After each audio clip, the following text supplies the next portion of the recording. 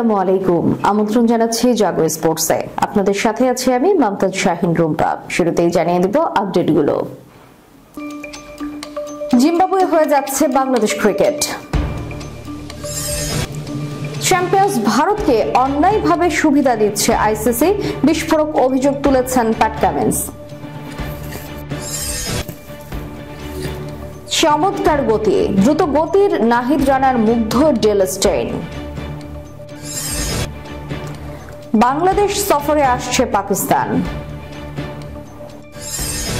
বানরও তো এত কলা খায় না কেন বললেন ওয়াসিম আকরাম। শুনছিলেন শিরোনাম, এবারে বিস্তারিত।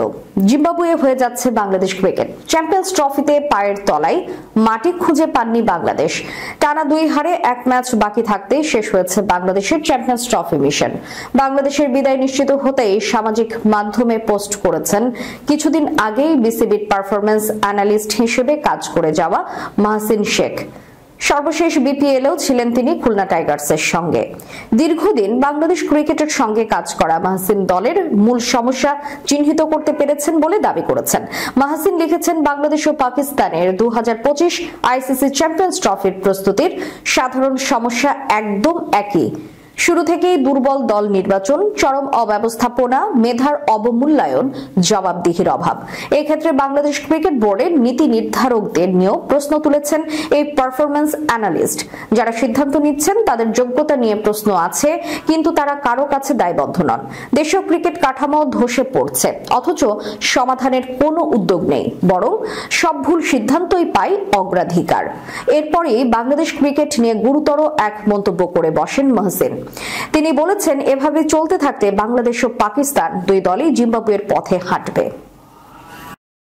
চ্যাম্পিয়ন্স ট্রফিতে আইসিসি অন্যায়ভাবে ভারতকে সুবিধা দিচ্ছে বলে অভিযোগ করেছেন অস্ট্রেলিয়ার বিশ্বকাপ জয়ী অধিনায়ক প্যাট কামিন্স। হাইব্রিড মডেলের অজুহাতে ভারত সবগুলো ম্যাচ খেলছে দুবাইয়ে।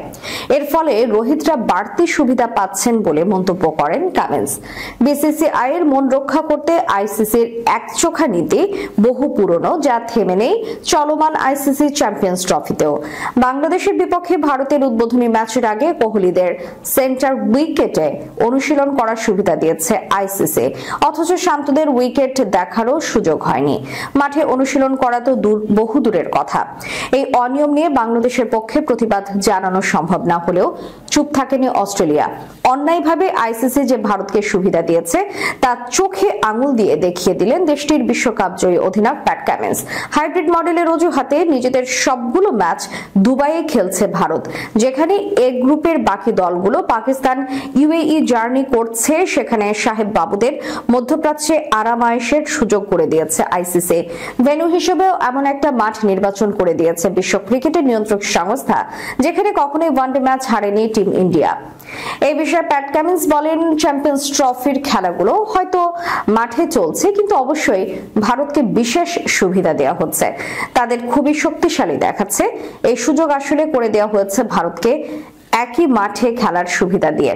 এটা আইসিসির অন্যায় সিদ্ধান্ত। এর আগে টি-20 বিশ্বকাপে আইসিসির কাছ থেকে নানা সুবিধা পেয়েছিল ভারত, যার উপর ভর করে দ্বিতীয়বারের মতো চ্যাম্পিয়ন্স হওয়ার সুযোগ পায় টিম ইন্ডিয়া। নাহিদ রানার স্পিড আর আগ্রাসন যেন নতুন দিগন্ত খুলে দিয়েছে বাংলাদেশের পেস আক্রমণে। তরুণ এই ফাস্ট বোলারের প্রথম আইসিসি টুর্নামেন্ট ম্যাচেই নজর কেড়েছেন ক্রিকেট বিশ্বের, বিশেষ করে দক্ষিণ আফ্রিকার কিংবদন্তি পেসার ডেল স্টেইনের।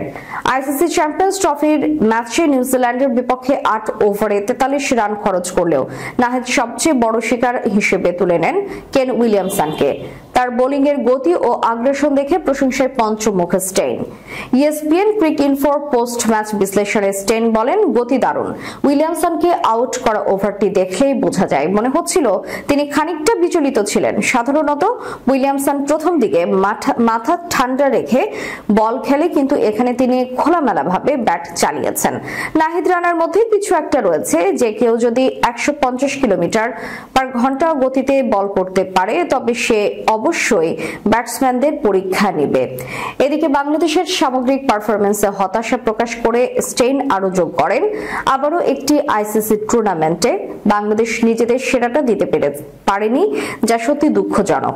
নাহিদের বলের গতি ও সুইং ইতোমধ্যেই ক্রিকেট বিশেষজ্ঞদের নজর কেড়েছে। নিউজিল্যান্ডের সেঞ্চুরিয়ান রচিন রবীন্দ্র রানার প্রশংসা করেছেন, তবে সবচেয়ে বড় স্বীকৃতি আসে স্টেইনের মতো কিংবদন্তির কাছ থেকে। বিশ্বমানের ব্যাটসম্যানের উইকেট তুলে নেওয়া যে কোনো তরুণ পেসারের জন্য বড় ব্যাপার। নাহিদ রানার ক্ষেত্রে এটি হতে পারে আরো বড় কিছু শুরু হওয়ার ইঙ্গিত। ভক্তরা এখন তার কাছ থেকে আরো দুর্দান্ত পারফরম্যান্সের অপেক্ষায়। বাংলাদেশ যদিও নিউজিল্যান্ডের বিপক্ষে 5 উইকেটের পরাজয়ের ফলে টুর্নামেন্ট থেকে বিদায় নিয়েছে, তবে নাহিদের পারফরম্যান্স ভবিষ্যতের জন্য আশার আলো হয়ে রইল। চ্যাম্পিয়ন্স ট্রফি খেলতে বাংলাদেশ দল বর্তমানে অবস্থান করছে পাকিস্তানে। গ্রুপ পর্বে 27 ফেব্রুয়ারি পাকিস্তানের সঙ্গে নিজেদের শেষ ম্যাচ খেলে পরদিনই দেশে ফিরবে বাংলাদেশ দল। এরপর বাংলাদেশ তাদের পরবর্তী বিদেশ সফরে মে মাসের শেষের দিকে আবার এই পাকিস্তানে আসবে। এফটিপিতে থাকা সেই সফরে পাকিস্তানের বিপক্ষে 3টি ওয়ানডে এবং 3টি টি20 খেলবে বাংলাদেশ। তবে নতুন করে এফটিপির বাইরে আরো একটি সিরিজ খেলতে যাচ্ছে বাংলাদেশ পাকিস্তানের বিপক্ষে। সেই সূচিতে পাকিস্তান খেলবে বাংলাদেশের মাটিতে। সব ঠিক থাকলে জুলাই আগস্টে বাংলাদেশে 3 ওয়ানডে এবং 3টি টি20 সিরিজ খেলতে আসবে পাকিস্তান। ক্রীড়াভিত্তিক ওয়েবসাইট ক্রিকবাজ এক প্রতিবেদনে এমনটাই জানিয়েছে। দুবাইয়ে এই বিষয়ে বিসিবি প্রধান এবং পিসিবি প্রধান ইতোমধ্যে বৈঠক সেরে ফেলেছেন। দুই দলই ইতিবাচকভাবে নিয়েছে বিষয়টি। চ্যাম্পিয়ন্স ট্রফির ভারত পাকিস্তান ম্যাচে হারের পর পাকিস্তান আছে তোপের মুখে। চ্যাম্পিয়ন্স ট্রফি থেকে বিদায় ঘন্টা বেজে যাওয়ার পর থেকে দলটা সাবেক ক্রিকেটারদের তোপের মুখেই পড়ে গেছে। সাবেক কিংবদন্তি পেসার ওয়াসিম আকরামও সেই দলে যোগ দিলেন। দলটির খেলোয়াড়দের খাদ্যাভ্যাস নিয়ে কঠোর সমালোচনা করেছেন তিনি। নিজেদের মাটিতে অনুষ্ঠিত চ্যাম্পিয়ন্স ট্রফিতে পাকিস্তান দল এক সপ্তাহ টিকতে পারল না। নিউজিল্যান্ড ও ভারতের বিপক্ষে টানা 2টি হার তাদের টুর্নামেন্ট থেকে তার আগেই ছিটকে দিয়েছে। এরপরে আকরাম ক্ষোভ ঝেড়েছেন, দলটার খাদ্যাভ্যাস নিয়ে তুলোধুলো করে ছেড়েছেন তাদের। তিনি বলেছেন, মনে হয় এটা দ্বিতীয় বা তৃতীয় ড্রিঙ্কস ব্রেক ছিল। আমি দেখলাম প্লেট ভর্তি কলা এসে হাজির। বানরও এত কলা খায় না। এটা যদি আমাদের অধিনায়ক ইমরান খানের সময় হতো, তিনি আমাকে কষে এক ধমক দিতেন। নিজের 502 উইকেট সমৃদ্ধ ওয়ানডে ক্যারিয়ারের অভিজ্ঞতা থেকে আকরাম পাকিস্তানের বোলারদের তীব্র সমালোচনা করেন। তিনি বলেন, যথেষ্ট হয়েছে, তোমরা এদের স্টার বানিয়ে দিয়েছো। শেষ 5 ওয়ানডেতে পাকিস্তানের বোলাররা মাত্র 24 উইকেট নিয়েছে, গড়ে 60 রান দিয়ে। 14 দলের মধ্যে পাকিস্তানের বোলিং গড় দ্বিতীয় সবচেয়ে খারাপ। এমনকি ওমান ও যুক্তরাষ্ট্রের চেয়েও খারাপ অবস্থা আমাদের। তিনি পাকিস্তান ক্রিকেট বোর্ডের প্রধানকেও কঠিন সিদ্ধান্ত নেওয়ার আহ্বান জানান। চেয়ারম্যান সাহেব, দয়া করে অধিনায়ক, নির্বাচক কমিটি এবং কোচকে ডাকুন এবং জিজ্ঞেস করুন তারা কি ধরনের দল গঠন করেছে। খুশদিল শাহ এবং সালমান আগা কি কখনো উইকেট নেওয়ার মতো বোলার মনে হয়েছে? আমি সপ্তাহ ধরে চিৎকার করে বলছি এই স্কোয়াড যথেষ্ট ভালো না, কিন্তু চেয়ারম্যান বলেছে এটি সেরা স্কোয়াড। শেষ করার পূর্বে সংবাদ শিরোনামগুলো জানিয়ে দিব আরো একবার। জিম্বাবুয়ে হয়ে যাচ্ছে বাংলাদেশ ক্রিকেট। চ্যাম্পিয়ন্স ভারতকে অন্যায়ভাবে সুবিধা দিচ্ছে আইসিসি, বিস্ফোরক অভিযোগ তুলেছেন প্যাট কামিন্স। চমৎকার গতি, দ্রুত গতির নাহিদ রানার মুগ্ধ ডেল স্টেইন। বাংলাদেশ সফরে আসছে পাকিস্তান। বানরও তো এত কলা খায় না কেন বললেন ওয়াসিম আকরাম।